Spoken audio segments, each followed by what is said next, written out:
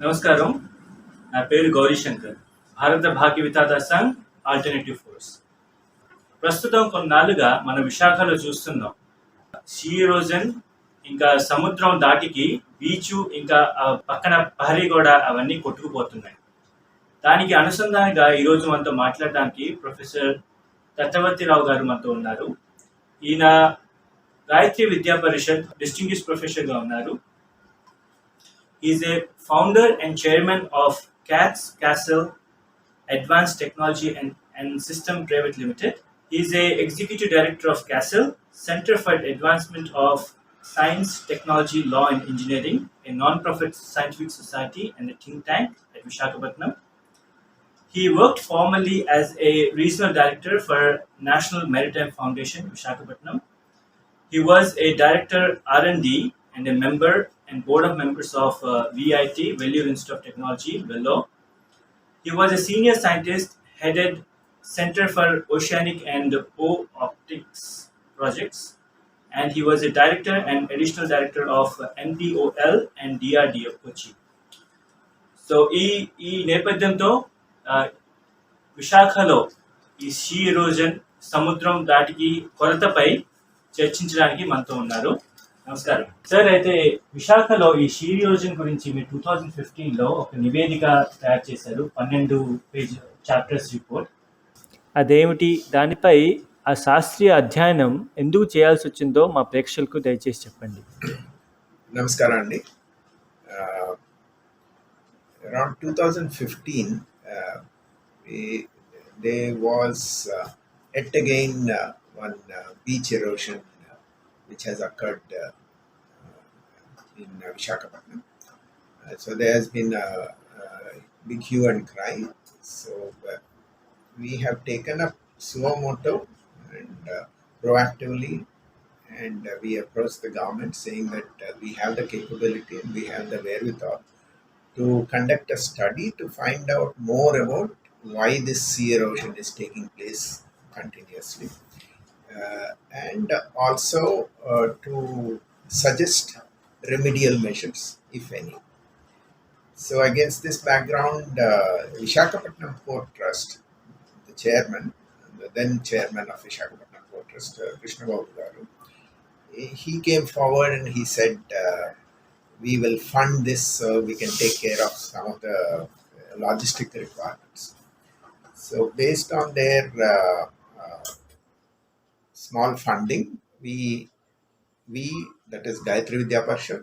The first part was the theoretical modeling of the processes involved, because any sea erosion is a manifestation of different oceanic processes as well as the land terrain properties, characters, numerical simulations.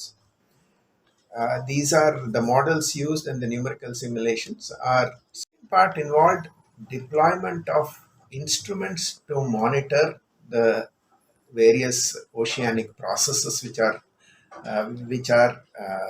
result in sea erosion. So these processes can be broadly classified as waves of the ocean, the currents of the ocean, and also the characteristics of the ocean per se. Now, if you look at the ocean consists of the very close to the land-sea boundary. Ocean consists of two basic zones, which we call it as surf zone, which is the zone where all the waves will be breaking and then dissipating their energy. The second part is after the surf zone as you go into the ocean, we call it as the near shore zone.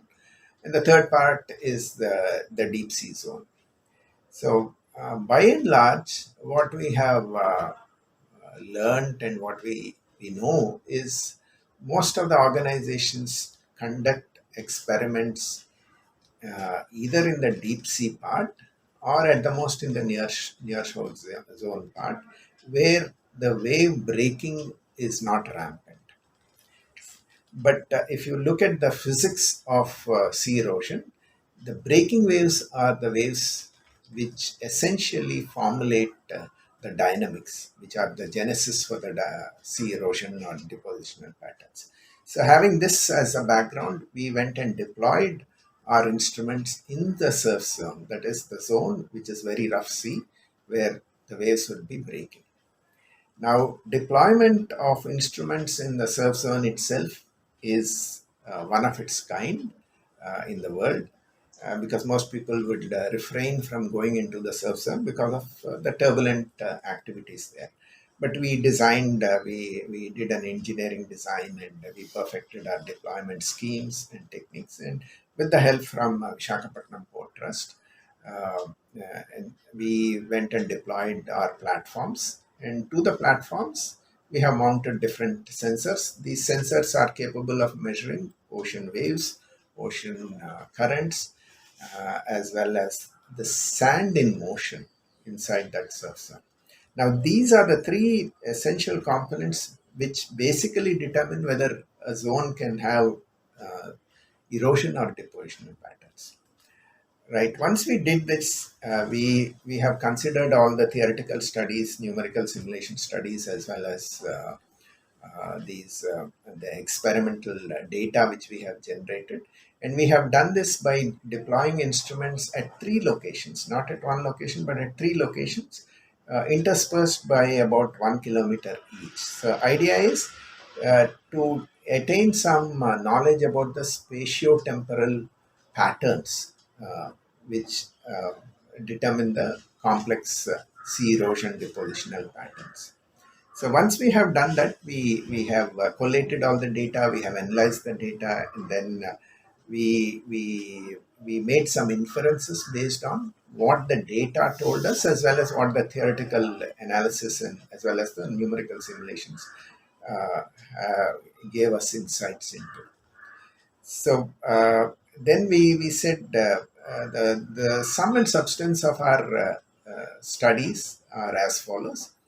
We said sea erosion is a natural phenomena as well as it is a man-made phenomena. Natural phenomena, we cannot do anything about that, but man-made phenomena, we fully understand how man-made activities determine the spots of sea erosion. For example, if you construct a port or a harbor structure into the sea, like a breakwater, one side you will have sea getting eroded, the other side you will have deposition occurring because of the geospatial dynamics which happen along the Indian coast.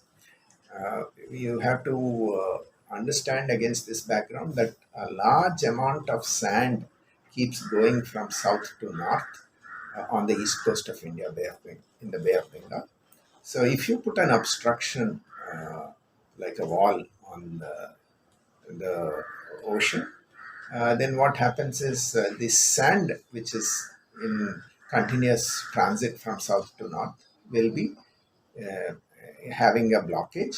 So on one side, the sand will get deposited, and on the other side, there will be scour. So this is a well-known phenomena, and most of the researchers are familiar with that.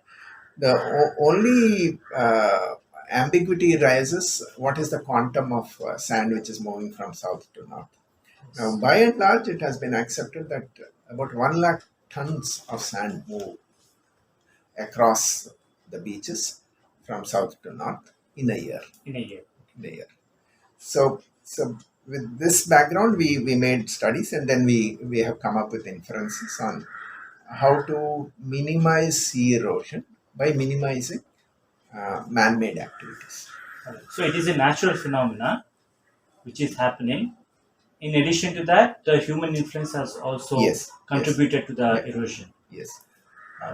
So, what other factors you think the recent development of the Gangavaram port or other ports did they help in the erosion? Absolutely. As I said, once you build a structure into the sea, you would be playing with this large amount of quantum of sand which is getting transported from south to north. So once you build a structure, any new structure will have its influence on creating new erosional as well as depositional patterns. So we have seen that during the construction of Visakhapatnam port over a number of years. Then the northern side of the port got eroded and the southern side got deposited. The classic example for the east coast of India is the Marina Beach. Marina Beach in Madras, Yes. Chennai, is the longest beach or the largest beach in the world, and that has been created because of the construction of Madras Port Trust in 1800s. On the one side there was deposition, which is now the Marina Beach, the largest beach in the world, and on the other side towards the Ennore side you have recurring erosion patterns. So this is known, and we also naturally also we have this Kakinada spit. Yes. On one side of the spit you have deposition, on other side you have erosion. So this we have been we have known this phenomena, especially particular to the east coast of India. So once you have such a dynamic system of nature, uh, any intervention by man in terms of constructing a man-made structure, like for the development of a port or a breakwater or a seawall, you will be playing around with the natural equilibrium, and the nature has its own mechanisms to re-establish its equilibrium, and this re-establishment will be manifested in the form of new erosional and depositional patterns. So Gangavaram port obviously has influenced the changes in the erosional depositional patterns, and this has been noted and recorded and documented well. After the construction of Gangavaram port, the RK Mission Beach, Yes. the Ramakrishna Mission Beach area started getting more eroded. We have seen in the reports that you have did research and created 12 chapter report with 1300 pages with 15 million observation data points, and you have submitted the report to the government officials, and you have presented your ideas and solutions to them, and we haven't seen any changes in that. So did there any response come from the authorities to you? Not surprisingly, no response has come.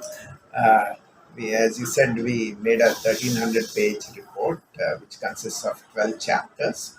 It's more than a couple of PhDs' work, because a large number of youngsters were involved in this process who have volunteered to work for a noble cause, that is to do something for Visakhapatnam. Uh, we made several number of presentations to the decision makers in Visakhapatnam, including the then collector, commissioner of municipal corporation, and a few more others, and of course the chairman of Visakhapatnam Port Trust.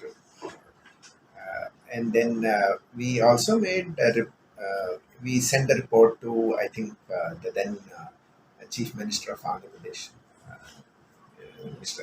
Chandrababu Naidu. But after that, what happened was something funny has happened. They said, let us talk to IIT uh, and or NIO, National Institution of Oceanography, Visakhapatnam. And this entire focus on they then went to will wait for the recommendations by IIT and NIO.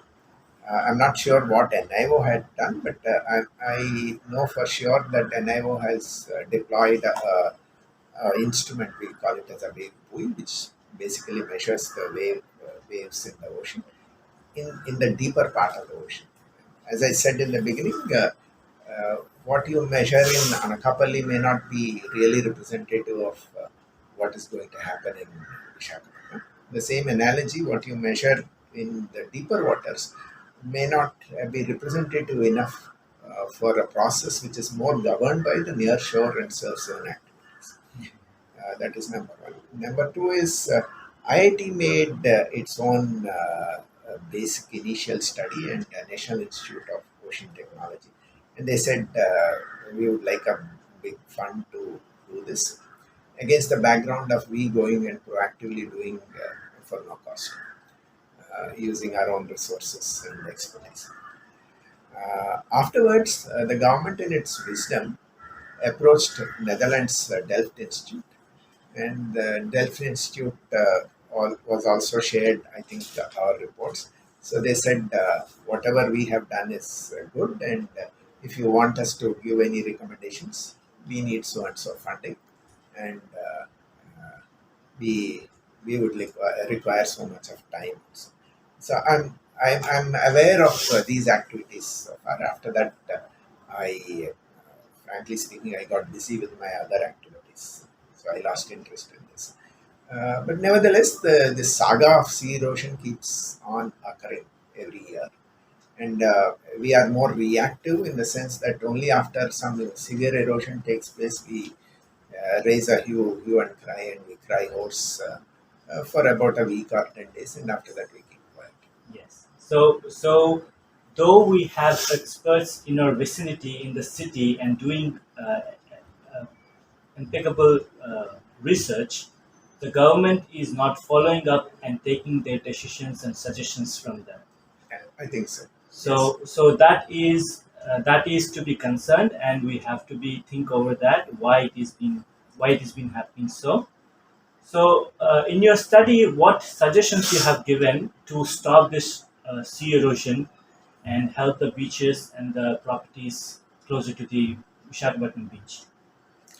Um, we made an executive summary wherein we have come up with a basic design framework, which basically talks about now anything in ocean is an extremely costly affair.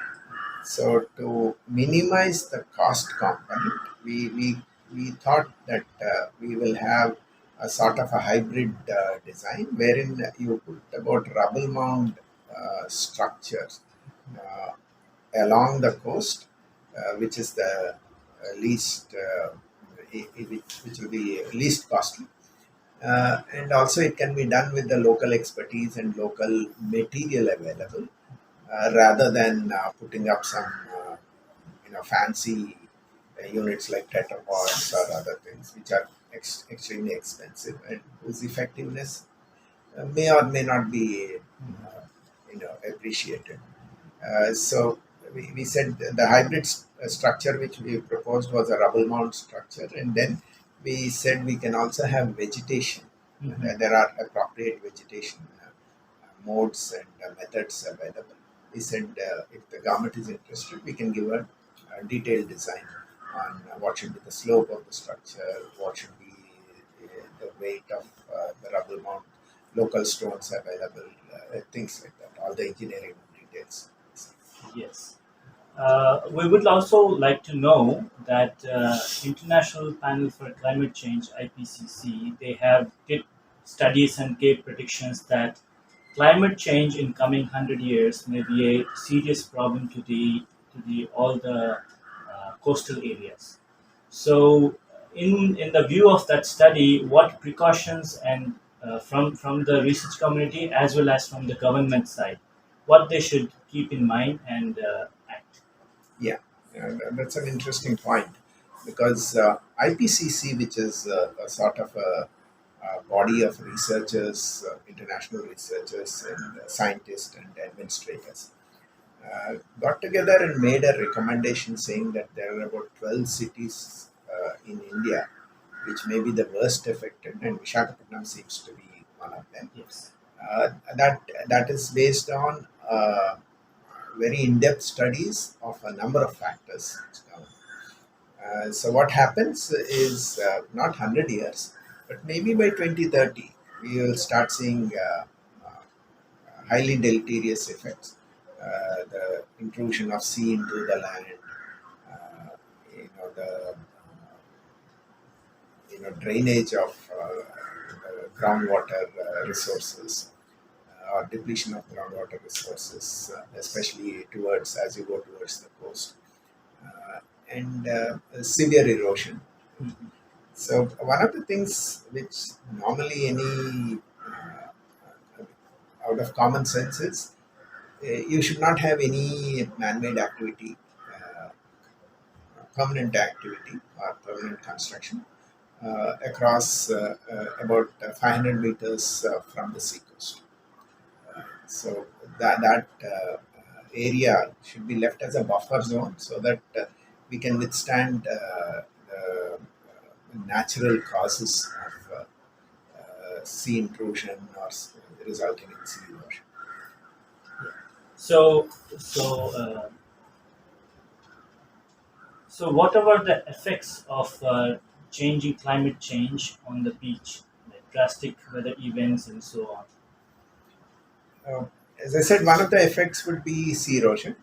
And you have seen this last 10 days when a cyclonic system or a depression formed. Half of the Ramakrishna Mission beach got eroded, even the Yes. children's park got Yes. eroded. Yes. This is nothing but if really a cyclone has crossed over Visakhapatnam, there would be much more damage. So against this background, it would be prudent to avoid constructing any new structures, as I said, from the shoreline to into the land on a region of 500 meters from the shoreline landwards. And that has been well manifested or well documented, and I think it's part of the Coastal Zone Regulation Management Act. But unfortunately, if people are not paying attention or not following that to the book, then we'll have problems. The problems will not only be commercial, but we will have it's a domino effect on the population also. విషయాన్ని చెప్పినందుకు ధన్యవాదాలండి. ఈరోజు మనం see erosion గురించి చాలా విషయాలు నేర్చుకున్నాం professor తత్తవర్తి గారితో. ఇంకా కొన్ని వివరాలతో మళ్ళీ కలుసుకుందాం. ధన్యవాదాలు. అద్భుతమైన ఇంటర్వ్యూ మీరు చూశారు. దీనికి సంబంధంగా ప్రజలుగా ప్రొఫెసర్ తత్తవర్తిరావు గారు చెప్పిన విషయాలపై జాగ్రత్తగా ఆలోచించండి. ఈ ఇంటర్వ్యూ చూసిన తర్వాత మీ మెదడులో కొన్ని ప్రశ్నలు రావాలి. ఒకటి ఏమిటంటే, మన పట్టణంలోనే మన చుట్టుపక్కలే ఇలాంటి గొప్ప నిపుణులు, మేధావులు, పరిశోధకులు మన చుట్టుపక్కన ఉన్నప్పటికీ ప్రభుత్వం, పాలక వర్గాలు వారి సూచనల్ని మరి సలహాల్ని తీసుకోవడం లేదు. ఇలాంటి మేధావులు సామాజిక బాధ్యతతో ముందుకు వచ్చి మేము పరిశోధన చేస్తాం, సమాధానాలు చూపిస్తాం అని చెప్పినా కూడా పాలక వ్యవస్థ రిపోర్ట్లు తీసుకున్న తర్వాత కూడా ఏమీ స్పందించట్లేదు. దానికి తోడుగా ఇలాంటి మేధావులు ఇచ్చిన నివేదికలను పక్కన పెట్టేసి ఐఐటీల నుంచి లేకపోతే వేరే ఇన్స్టిట్యూట్స్ నుంచి రిపోర్ట్లు తెస్తామని, లేకపోతే భారతదేశం నుంచి వెయ్యిలాది కిలోమీటర్ దూరం ఉన్న విదేశ దేశాల నుంచి, విదేశీ ఇన్స్టిట్యూట్స్ నుంచి సలహాలు కావాలని మన ప్రభుత్వం ఎదురు చూస్తుంది. ఎందుకు ఇలా చేస్తున్నారు? ఎందుకు ఇలా మన వ్యవస్థ ప్రవర్తిస్తుంది? ఎందుకు ఈ భావ బానిసత్వం? మన సమస్యల్ని మనం పరిష్కారం చేయలేమా? మన మధ్యన ఉన్న మేధావుల్ని మనం గుర్తించమా, గౌరవించమా? వాళ్ళు ఇచ్చిన అమూల్యమైన సలహాలు, సూచనలు ఆదరించమా? దయచేసి ఆలోచించండి. ఇది మన రాష్ట్ర భవిష్యత్తుకి, దేశ భవిష్యత్తుకి కీలకమైన విషయం. ఈ ప్రశ్నతో నేను ముగిస్తున్నాను. నమస్కారం. జై తెలుగు తల్లి, జై మా భారతి.